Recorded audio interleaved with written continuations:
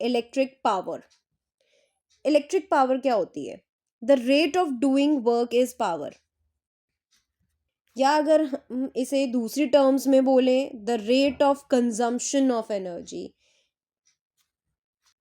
That means किस rate से हम कंज्यूम कर रहे हैं एनर्जी को। अगर हम इलेक्ट्रिक पावर की बात करें तो इलेक्ट्रिक पावर क्या होती है? The rate of doing work, है ना। या अगर हम इसको दूसरे टर्म्स में बोले, the rate of consumption of energy. That means जो हमारे काम करने की क्षमता है उसी को हम पावर कहते हैं, उसी को हम इलेक्ट्रिक पावर कहते हैं, ठीक है। या जिस रेट से हम कंज्यूम कर रहे हैं एनर्जी को उसी को हम क्या कहते हैं? Electric power. अब पावर को कैलकुलेट करने के लिए हमारे पास फॉर्मूला होता है V मल्टीप्लाई में I। पावर को हम कैसे कैलकुलेट करते हैं? V इंटू में I, यानी कि P is equals to VI। और भी पावर के फॉर्मूले जो हैं वो यहाँ पर आपके लिए गिवन है। P is equals to I square R और P is equals to V square upon R। यहाँ पे आपके लिए एक एग्जाम्पल भी दिया हुआ है कि कैसे हम पावर को कैलकुलेट कर सकते हैं। अगर हमारे पास वोल्टेज जो है, हमें पावर को कैलकुलेट करना है, हमारे पास वोल्टेज गिवन है 220 वोल्ट और हमारे पास करंट है 2 एम्पेयर, है ना। तो पावर का फॉर्मूला हमारे पास क्या था? P is equals to VI। तो हम क्या करेंगे? इनको मल्टीप्लाई कर देंगे और हमारे पास आंसर क्या आ जाएगा? 440 वॉट। पावर को हमेशा वॉट में मेजर किया जाता है। जो SI यूनिट है पावर की वो क्या होती है? वॉट, ठीक है। SI यूनिट पावर की क्या रहती है? वॉट रहती है। अब अगर हमारे पास क्वेश्चन आ जाता है डिफाइन 1 वॉट, तो 1 वॉट को हम कैसे डिफाइन करते हैं? 1 what is the electric power जो हमने कंज्यूम करी है, ठीक है। When a current of 1 ampere flows, जब 1 एम्पेयर का करंट फ्लो हो रहा है through a conductor with a potential difference of 1 volt, यानी कि 1 एम्पेयर का करंट फ्लो कर रहा है 1 वोल्ट पोटेंशियल डिफरेंस के साथ, ठीक है। सो 1 वॉट हमारा किसके इक्वल है? 1 वोल्ट मल्टीप्लाई में 1 एम्पेयर, क्योंकि 1 एम्पेयर का करंट फ्लो हो रहा है किसके साथ?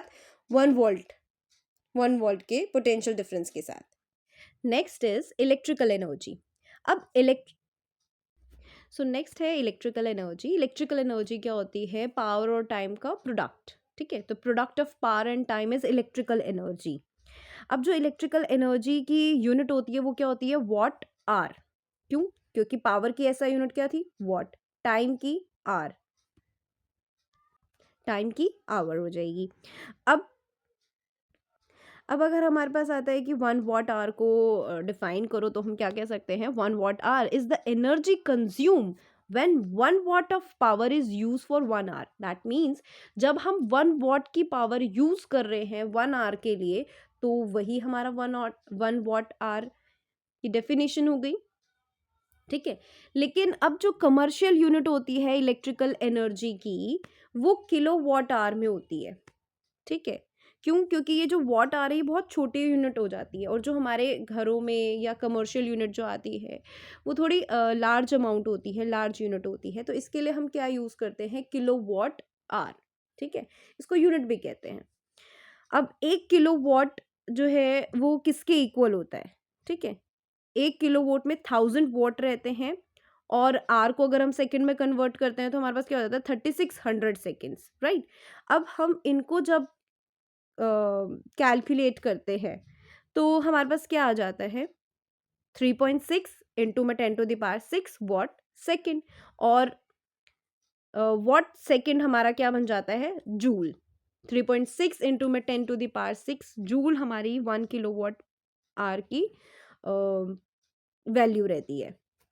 ओके, तो नेक्स्ट हमारे पास यहाँ पर एक क्वेश्चन दिया हुआ है। An electric bulb is connected to a 220 volt generator. The current is 0.50 ampere. What is the power of the bulb?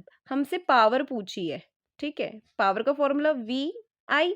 हमारे पास यहाँ पे वोल्टेज दी हुई है 220 वोल्ट, और करंट हमारे पास दिया है 0.5 एम्पेयर, ठीक है?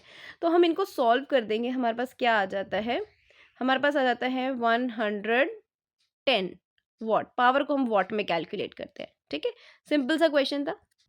अब नेक्स्ट हमारे पास क्वेश्चन है, an electric refrigerator rated 400 what operates 8 hour per day. What is the cost of the energy to operate it for 30 days at rupees 300 per kilowatt hour?